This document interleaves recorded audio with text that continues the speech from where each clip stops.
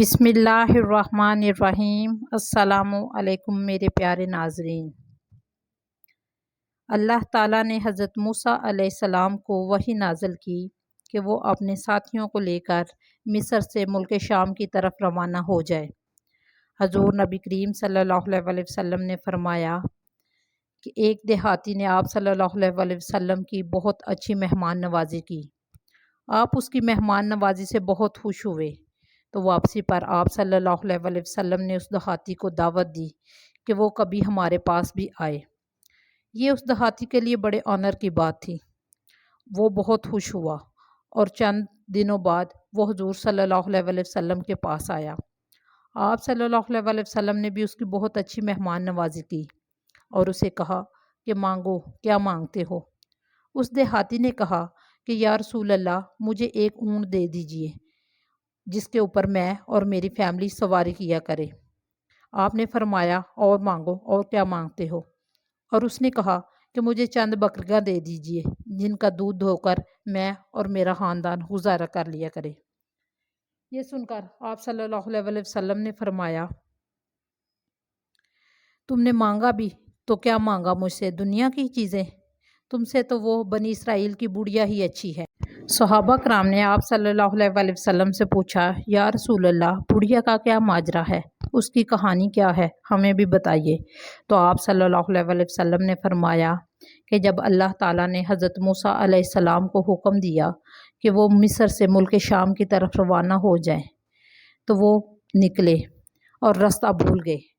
تو حضرت موسیٰ علیہ السلام نے اپنی سارے ساتھیوں میں سے علماء کو اکٹھا کیا اور ان کے ساتھ مشورہ کیا۔ تو علماء نے یہ حضرت موسیٰ علیہ السلام کو بات بتائی کہ جب حضرت یوسف علیہ السلام کی موت قریب پہنچی تو حضرت یوسف علیہ السلام نے اپنے ساتھیوں سے وعدہ لیا کہ جب وہ بنی اسرائیل چھوڑ کر شام کی طرف جائیں گے تو اس کی میت کو ساتھ لے کر جائیں گے۔ تو حضرت موسیٰ علیہ السلام کو جب اس بات کا پتہ چلا تو انہوں نے کہا پھر راستہ ملنا بھی نہیں تھا۔ انہوں نے کہا حضرت یوسف علیہ السلام کی قبر مبارک کہاں ہے؟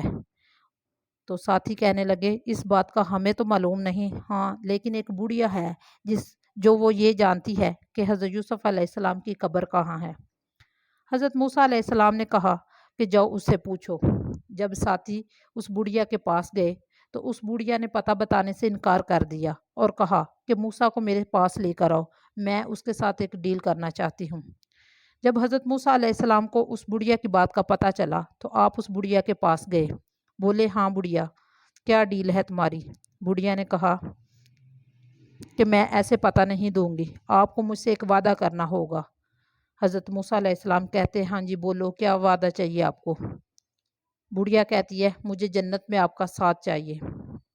یہ سن کر حضرت موسیٰ علیہ السلام کے چہرے پر تھوڑی ناگواری سی آ گئی، کیونکہ یہ ان کے بس کی بات بھی نہیں تھی۔ تو اللہ تعالیٰ نے اسی وقت حضرت موسیٰ علیہ السلام کو وحی نازل کی کہ اے موسیٰ، آپ ان سے یہ ڈیل ڈن کر لیجئے اور قبر کا پتہ لے لیجئے۔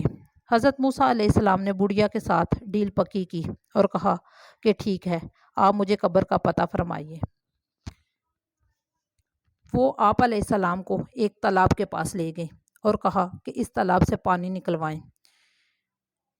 حضرت موسیٰ علیہ السلام نے تالاب سے پانی نکلوایا اور تالاب کو خشک کروایا۔